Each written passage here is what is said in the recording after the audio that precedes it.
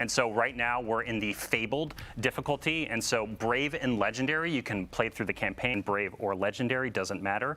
But after you do that, you're going to unlock Fabled and Mythic difficulties. Now, the difference here, though, is with these difficulties, power is fully enabled. And so that means you might need a fire team, but if you want to play Mythic, you're really going to have to climb power, and we... Those higher tier loot, yeah. Yeah, let's get some combat going. Campaign, right now, they are inside of the Gorge, which is one of our 4 major regions of Kepler, and they are in free roam right now, and they are going through one of our free roam encounters. And so the other thing I should call out here is within these free roam encounters, there are reasons to basically go back through the destination using your new abilities in new ways. And so, sorry, can you ask me that question one more time? Like, I feel like I answered it, but then I segued into something else. I said, what state is our fire team in? Oh, post-campaign. Yeah. We're post-campaign.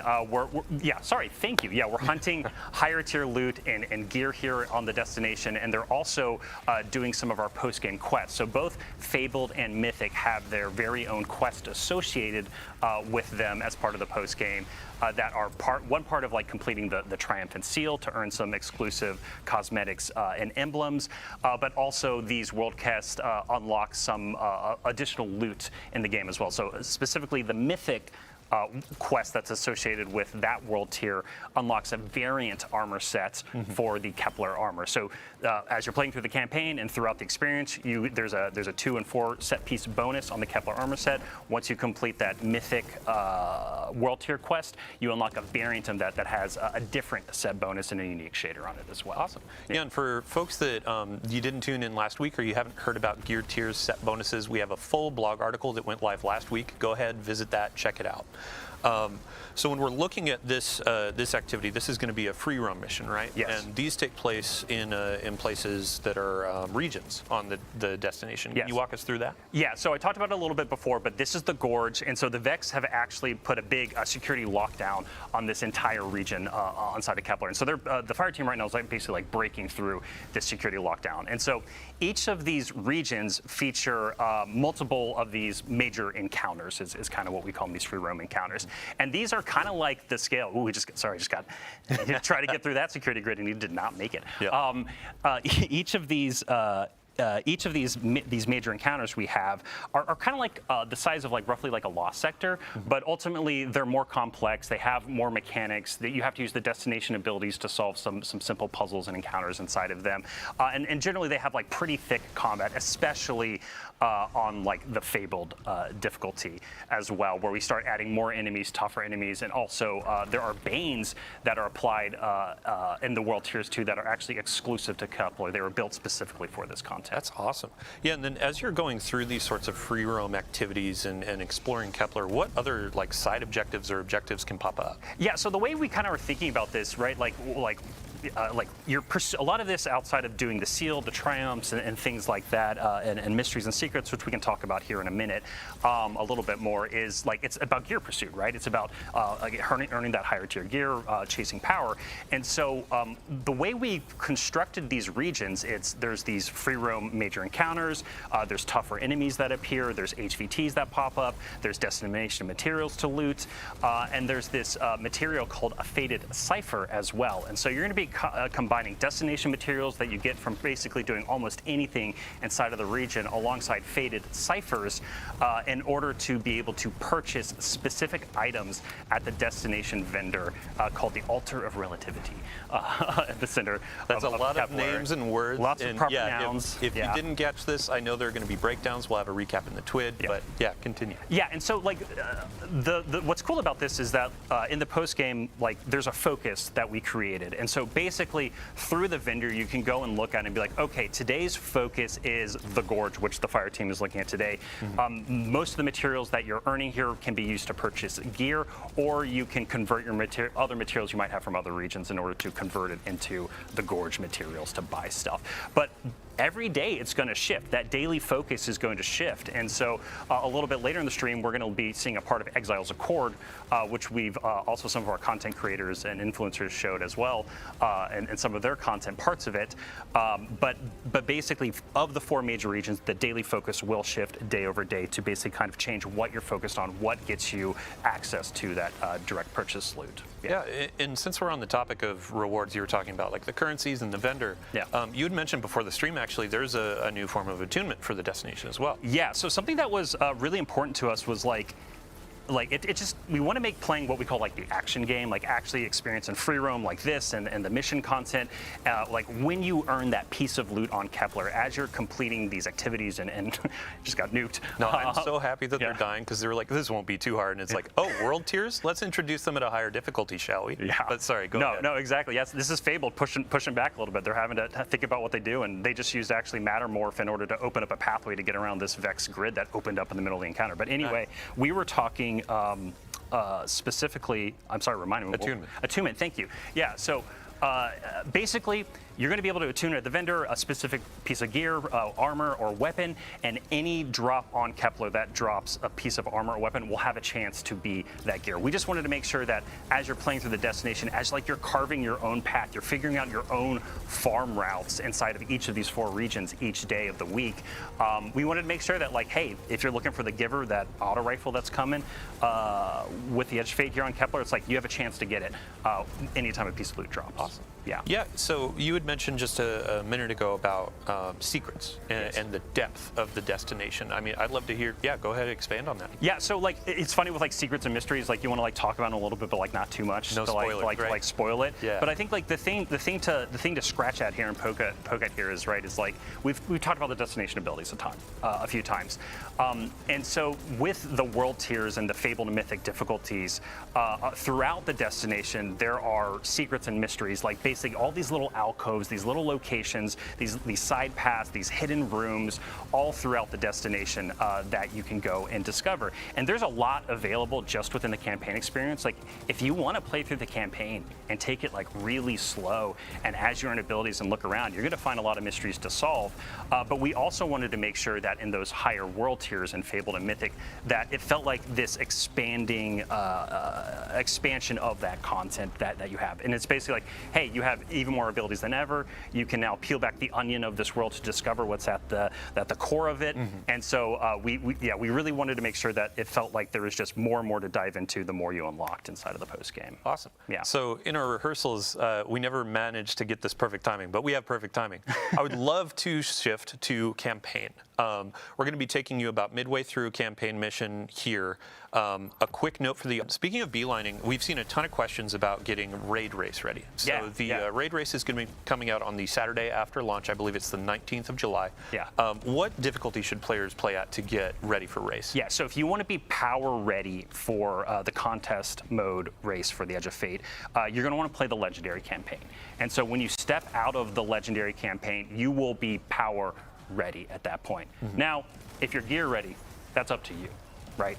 It's like how far you want to go down that rabbit hole. And that dovetails into like replayability for the story missions and the campaign missions and how that bakes into world tiers. Yes, right? Getting that higher tier loot. Yeah. So when something that was like really important to us when we were thinking about replayability and what like aspiration means within an expansion, we really wanted to change some of the formula. Like we wanted to take some of the formula that we think works well, but also change other pieces of it. And one of the really big goals for us was just giving you more reasons and just easier ways to play some of the best content we built. This campaign mission is at the end of the Exiles Accord region. This fire team is taking down a giant Exiles prime servitor who's running some of the Archon's dark matter operations. Sorry, all minor spoilers. No, it's cool. Bife is probably jotting this down, getting ready for a lore dump about the Fallen, all that kind of stuff. But this is a really fun like multi-phase boss encounter that they're orbiting around this giant servitor, and we really wanted to set something up that this doesn't just was like a one and done kind of thing. And so things we've kind of done before that we're going back to that we think work well, there's going to be multiple weekly missions that you can play that are larger missions. So we have a capstone mission for each of our regions. We also have some bookends at the beginning and end of the release that the overall like length of them and complexity, they are very similar to legendary campaign experiences from the past. So something new that we did, though, for this release, though, is we also have a bunch of additional story missions that take place during the campaign and you're first introduced to. These are shorter experiences, but they still have like huge, randomly selected story missions that are about 10 to 15 minutes. Some people can, if you're going really fast, can get them down a little bit shorter.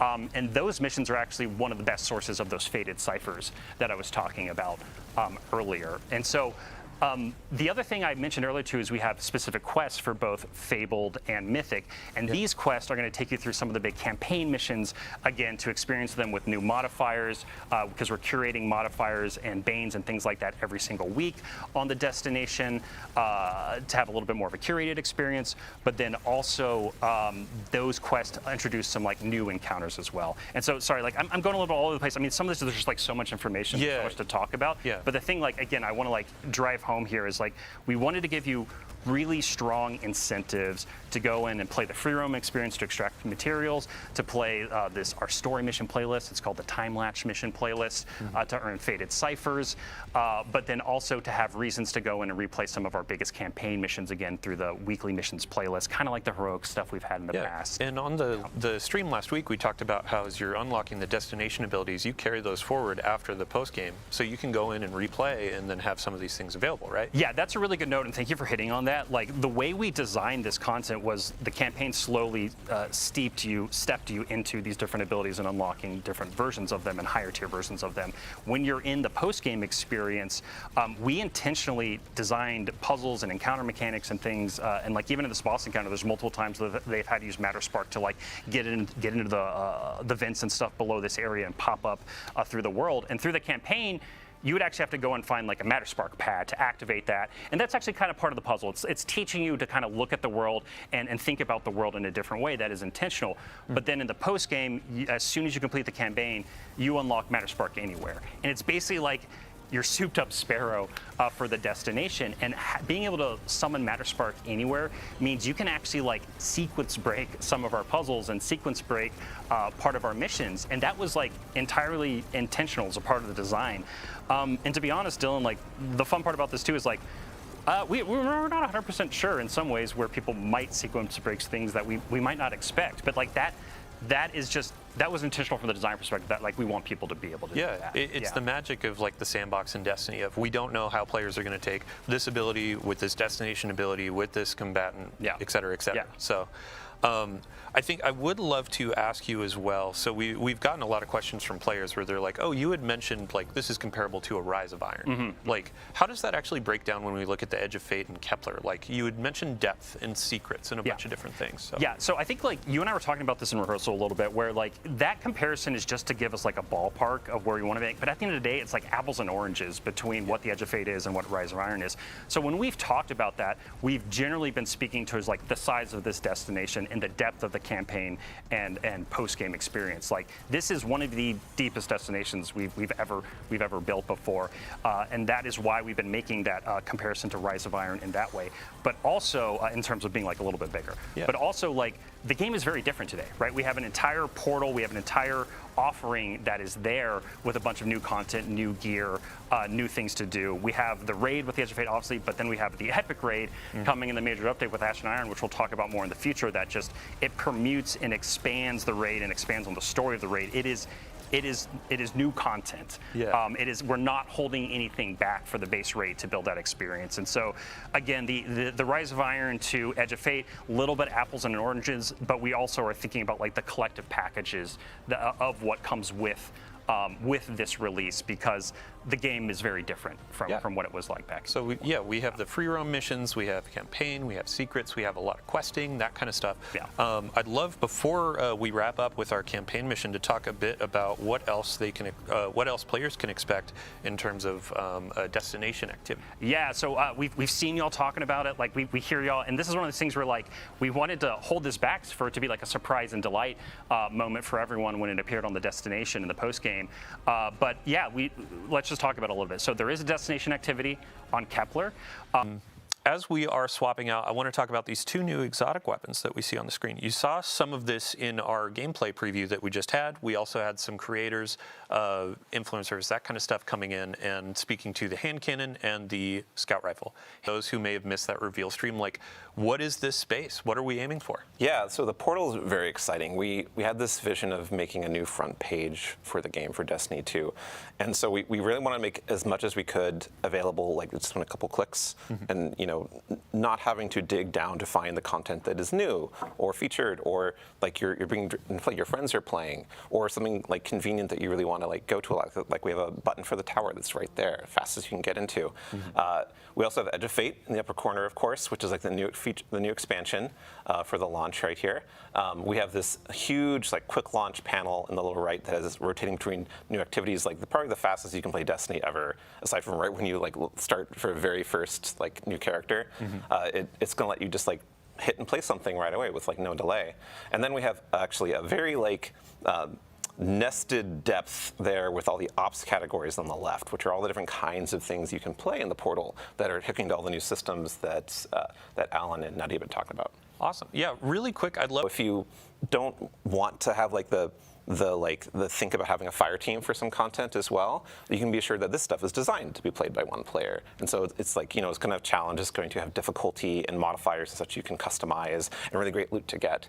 But it's a challenge for you, individual. And we think that's really exciting, like alternative to some stuff in the past. It felt like I want to play but I don't have any friends, or I'm trying to find someone I have a lot of time, and we have another like niche for people to fill if they're in the mood. Yeah, awesome.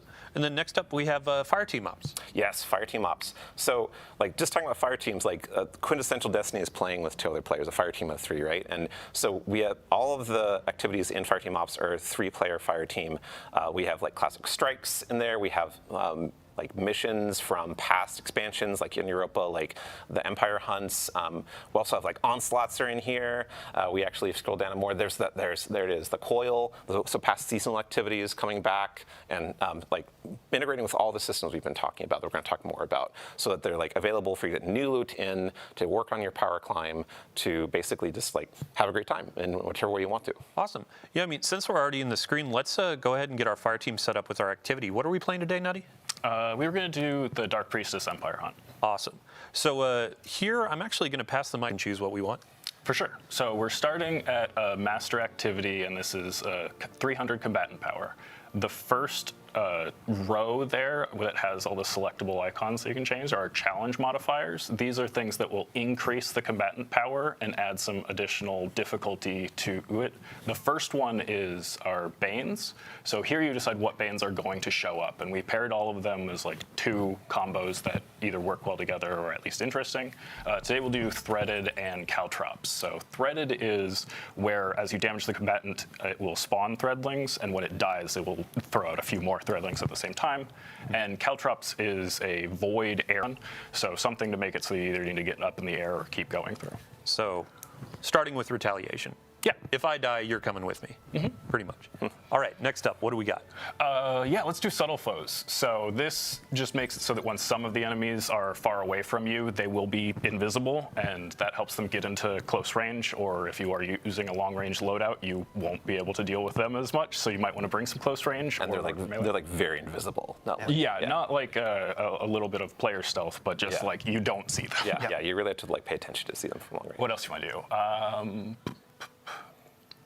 Yeah, let's do glass cannon. Yep. So glass cannon is kind of a fire team equalizing one where it only punishes the person who's doing the best. So if you have that buddy that clears the strike ahead of you or is getting all of the kills, well, we're actually going to give him a debuff where he will just take more incoming damage. And if you are a little bit closer with your friends, then that's actually a catch-up opportunity where maybe you take over the kill lead and now you're the one suffering a little bit, and kind of a fun. So if I'm playing through this activity and I'm stealing all of your kills, I'm putting a bit of a debuff on myself. Right. Taking one for the team. Yeah, true. And maybe I'm letting you finish a few of those. Yep. All right. What else? Let's do one more. Chill touch. Yeah, so we were talking about getting the enemies into melee. So this will make it if they hit you in melee, you will suffer a stasis debuff and slow down. Awesome. And that pushes the power all the way up to 360.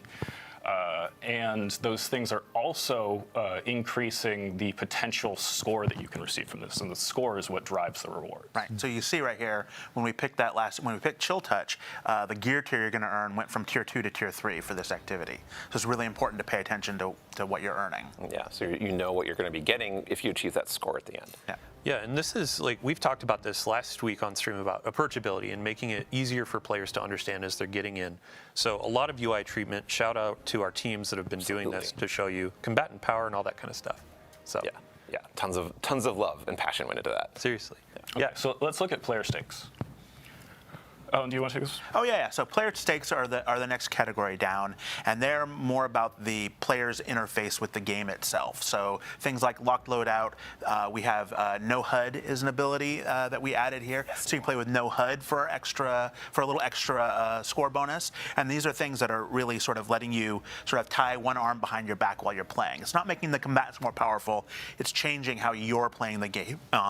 You can start with no ammo. You can start with locked loadout. We'll be putting some more player stakes in Ash and Iron.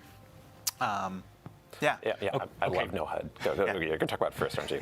Well, no. You can have the Okay, no HUD. You go first. I just wanted to have us move on to the next bit because we've talked about tying one hand behind your back. Let's talk about no HUD later. Go ahead. Okay. But in the next bit, this is what you get to do with your other hand. So here are the things that benefit you.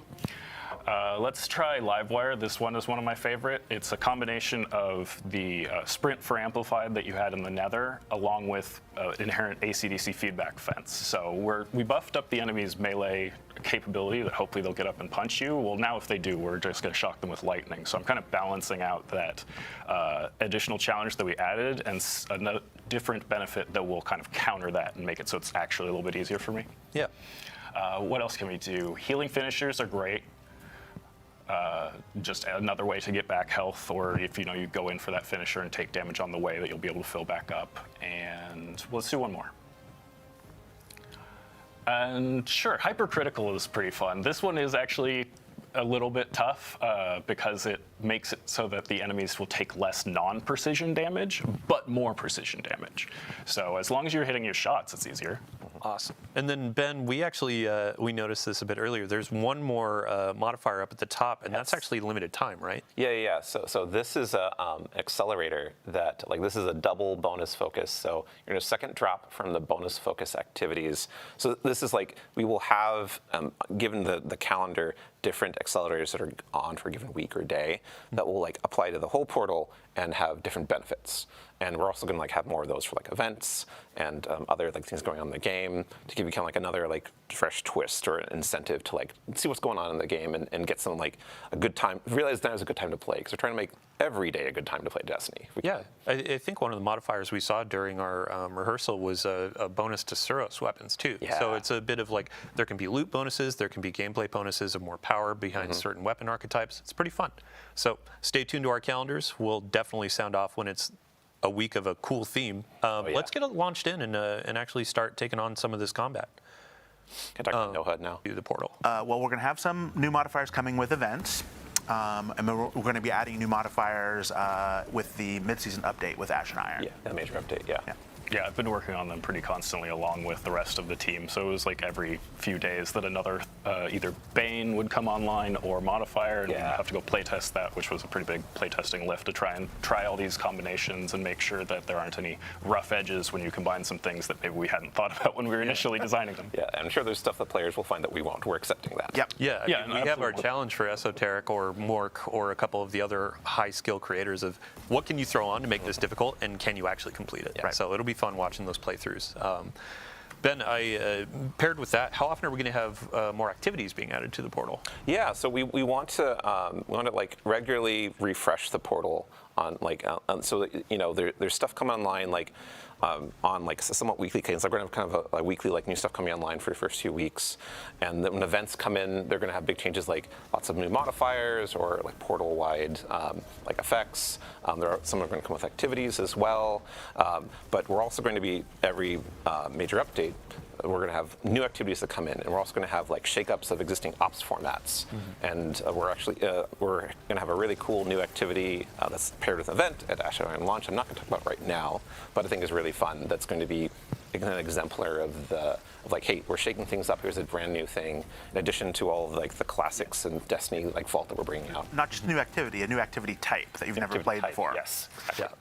Yeah, I mean, so this is all talking about like what you're going to be playing in the portal, and we're going to be moving on to power and progression. So what you're earning, which is people love loot. Nutty, thank you so much for joining us. I'd love to give you just anything else you want to say before you leave. I definitely want to shout out the rest of the Sandbox team, not just those of us that were working on additional modifiers and bans, but like that playtesting lift. We had everybody across Sandbox disciplines in all of those playtests to try and hit as much of this as possible. And I wanted to re-emphasize how impactful some of the modifiers can be. Specifically, I'm thinking back to what we were just playing in live with attrition modifier in Prophecy Week 1, because when we moved to Prophecy Week 2, my fire team had gotten so accustomed to killing enemies and having a little health pickup on the ground that we had to play that final fight completely differently and use cover way more because we couldn't just kill some enemies and run through them to fill back up. Normally, I would think of attrition as a lot more of a challenging modifier, but it turned out that when we were toggling things off and on, it turned out to be more beneficial to us than we were anticipating. I am still on the side of like attrition is challenging to me, and when it goes away, I'm like, oh, hey, fire team, let's go for it. And if that makes it too hard for you to get your rewards, then just you toggle it off here. Yeah. Yeah, it's more about like what you're comfortable playing with, and also what your style is for, and your build, and what your mood is too. Like we're giving a lot of player agency to that. Right, and speaking of player agency, so I would love to see your feedback, like what ones are you engaging with, what ones are you enjoying more, what ones feel like they are actually rewarding to do, and what ones feel like we could punch them up a little bit, because that's what we'll probably keep working on. All right, well, thank you for joining us. Chat, everybody scream, thank you, Nutty. We're going to swap you off and get our power and progression individual in. So, Okay, thanks. Thank you so much. While we're doing this transition, Ben, I would love to ask you, what activities could players find in Pinnacle Ops? Oh, yeah. So Pinnacle Ops has, at Edge of Fate launch, it is going to be filled with exotic missions. And some exotic missions from the past year and previously as well that are going to be integrated into the whole portal experience and all the systems we're talking about, all the difficulties, all the modifiers, and intended to be, you know, like not only something that is, well, exotic missions, they're kind of hard, right? They have mechanics, they're long, and so we're matching that by being like, okay, well, you can get the exotic if you don't have it, first of all, just from playing on the portal. It's available all the time. It's not like going through rotation like every week or something. And you can do Fireteam Finder, of course, to find people to play with. But we're really excited that it's like, oh, I can like play this as hard as I want or as easy as I want, whatever whatever I'm feeling like right now. And we're going to have more to Pinnacle Ops in the future with Ash and Iron that we're not going to talk about today. So it's actually a good example of like, hey, we're making this new section of the game that we're going to just keep on building in and tinkering with over time. Awesome. I sense a segue. We were talking about Pinnacle Ops into the and next Pinnacle category. Power. Hello, Josh. Yeah. Welcome to the couch. Hello. Just so how you engage with power in Destiny. One thing you'll all notice is, I think many of our creators have already noticed in the past that there has been a power squish. We've reset players down to 10. Like, that is not only to give everyone kind of a fair and equitable starting place, and to kind of like reset the engagement with power, also 2020 power is not exactly the most friendly starting not point. easy to understand if you haven't been along for the ride. Right, Yeah. exactly. So, like, this is the beginning of a new saga. It's the beginning of a new thing here. So we're starting off there. It gives, like, all Guardians on equal footing with each other and allows us to kind of build up. You're going to have 200 points of power in the soft cap band. Intrinsic cap, yeah. Yes, exactly. And you're going to be able to go and do any activity you want across the game in order to get to that point. Once you get past that, then you enter the seasonal bonus power band, which is where you're going to have to start doing more of the portal activities and the Kepler like world tiers and stuff in order to get the power and progression that you want to get at that point. Cool. So just to restate it, we're going to start at 10 when we launch. Yep. Every Guardian joining is going to be at 10.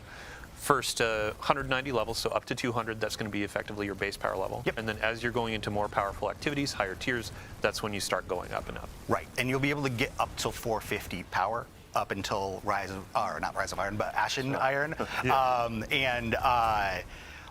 There's once you get to that point in the season, then you're going to be able to go even past that. Awesome.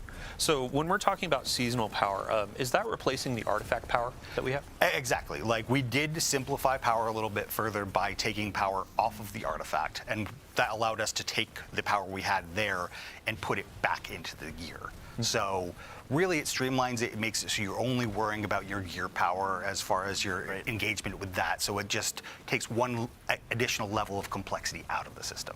Yeah, and speaking of just like that power climb, like our pinnacle sources have been updated to actually fit and give more agency, correct? Absolutely. So one of the things I think, if you're a longtime Destiny player, you're very used to the pinnacle grind. And you're also used to the limitations that the pinnacle grind puts on you, and like some of the intricacies that come with that. Like, there's been many seasons in the past where, you know, I really needed that drop of the boots to come from the thing, and I do my pinnacles, I didn't get my boots. Well, not only are you able to more target farm individual gear pieces now, but also the limit of the pinnacles is no longer a thing. We're going to have some challenges in the game that act as accelerators for you as a Guardian, so you can basically focus on those to get power, like more hits of powerful gear. But really, once you get past that, you can keep going. Yeah, like everything in the portal is a source of pinnacle drops. Exactly. As much as you want. As many times you complete it, with it being up to how you perform and how challenging you make the activities to be how far you can go. Right. You still have to achieve that score as you go up in power for the higher difficulties to get that better loot. Right. And we'll still have curated experiences, correct? So if a player doesn't necessarily want to spend a bunch of time like creating that challenge, we have those offers too. Yeah, and like we do have like matchmaking. Which is like set modifiers for every activity that has not, aside from solo ops. So solo ops doesn't have matchmaking, but for fire team ops, like you can match with other players. The modifiers are set, and we also have playlists. The modifiers are set, but we have more than that too. We have conquests, and those are set. Yeah, and we'll talk about that in a minute. Yeah. Just a fun note, we've seen a ton of feedback over the years about players want to play Strike solo, and now... Oh, yeah. That's a great point. Yeah. So we kind of going along with the idea of being player driven. If you don't want to play a strike, like a Grandmaster Nightfall-esque strike, or even like early like difficulties with other players, you don't have to. You can just play it by yourself. You can take as long as you want within the confines of like the modifiers you've chosen to complete the activity and get the loot you have. So that falls into like what is your mood? Like, what is it you're feeling like playing right now? And like of these options, like what's appealing to you? Awesome. Yeah, I think back to you, Josh, really quick. Just from a high level, we talked about how Infusion is changing in the last blog, which, by the way, you should go read it. Can you give a high level for folks that didn't catch the blog? What's changing? Yeah, at the highest level, upgrade modules are no longer a part of that Infusion thing. They're still going to continue to exist in the game. They can still drop from legacy content, but you can dismantle those for, I think it's an enhancement core and like 1500 Glimmer.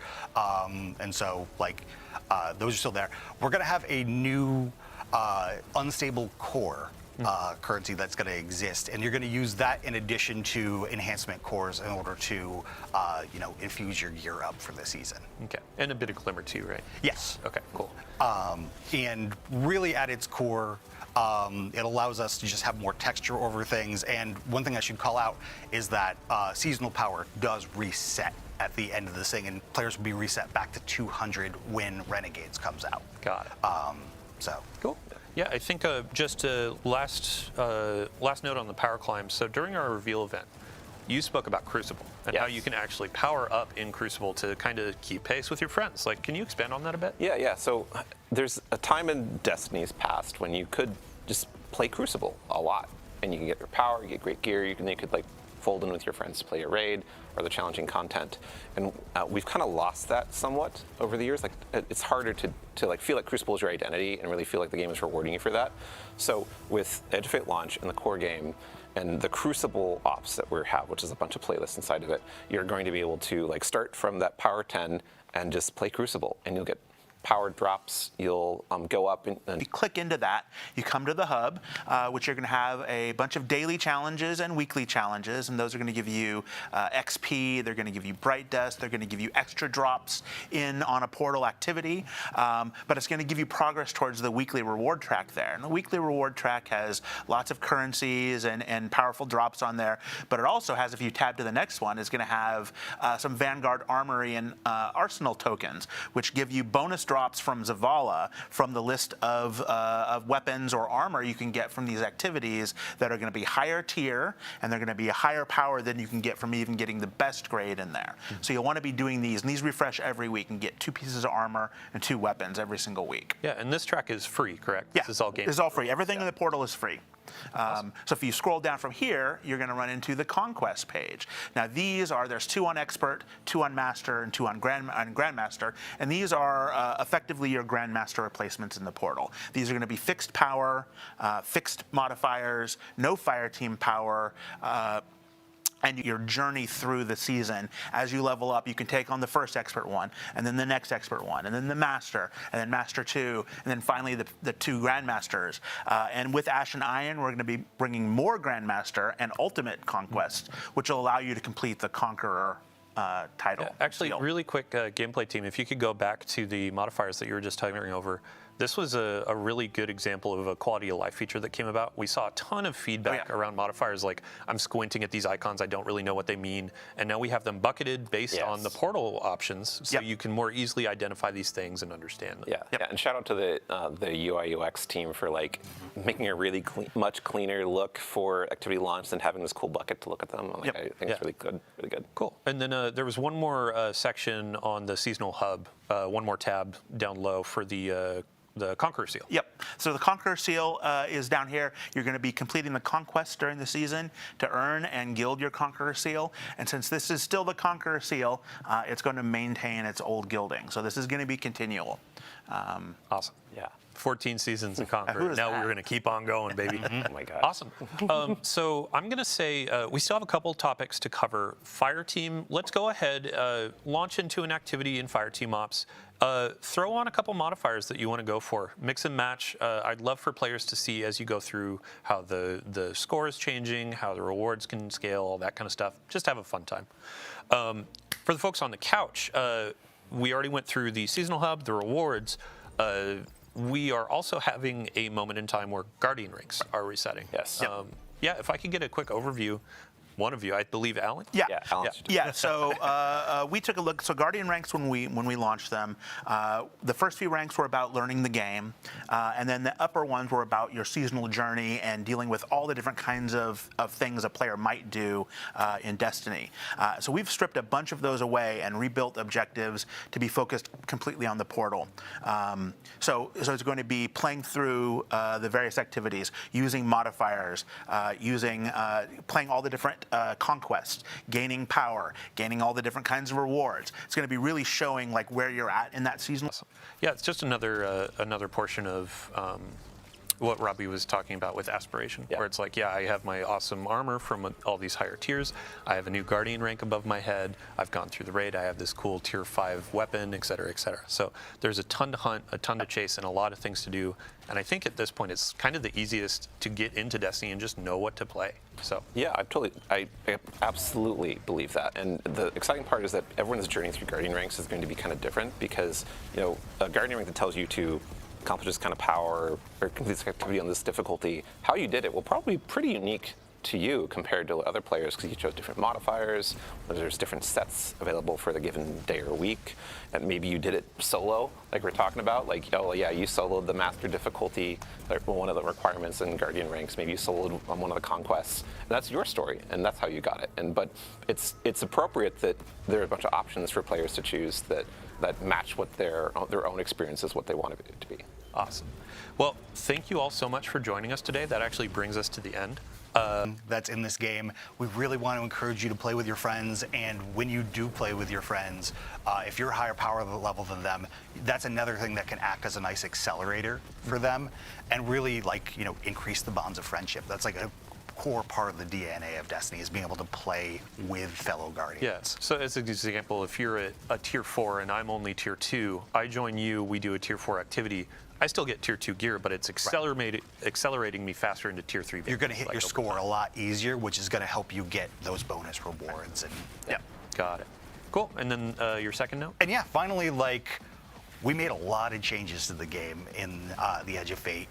Like, we're definitely going to be listening to you Guardians. We're going to be listening to the data. We're going to be listening to a lot of stuff. This is just the beginning of a new saga. So we've got a lot to do in the future, and I'm really excited about what's coming our way. Yeah, awesome. Cool. Yeah, great. So I have a few bookkeeping topics to hit before we go about the live game. So we've been talking about the Edge of Fate. Right now we have